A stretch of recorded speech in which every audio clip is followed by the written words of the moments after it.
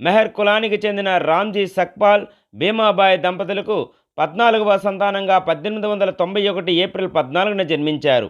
ఈయన తండ్రి బ్రిటిష్ భారతీయ సైన్యంలో సుబేదార్గా పనిచేసేవాడు. అంబేద్కర్ను బాబాసాహెబ్ అని కూడా పిలుస్తుంటారు. ఈయన చిన్ననాటి నుండే అంటరానితనాన్ని ఎదుర్కొన్నారు. మెహర్ కులానికి చెందిన ఈయనను అప్పట్లో పాఠశాల గది బయట కూర్చోబెట్టేవారు. అంతేకాదు, తాను ఒకవేళ నీరు తాగాలన్నా కూడా అక్కడ పనిచేసే గుమస్తా కొంత ఎత్తులో ఉండి అతడి చేయి పొత్తిళ్లలోకి నీరు పోసేవాడు. ఆ రోజుల్లో అంటరానితనం అంత దారుణంగా ఉండేది. ఇలాంటి అంటరానితనాన్ని తనలాగా ఎవరూ ఎదుర్కోకూడదని చిన్నప్పటి నుండే తనను తాను రక్షించుకోవడమే కాకుండా అంటరానితనాన్ని కూకటి వేళ్లతో సహా పెకిలించే ప్రయత్నం చేశాడు. ముఖ్యంగా అందరూ సమానంగా జీవించడానికి, ఆనందంగా ఆరోగ్యవంతంగా నివసించే వాతావరణం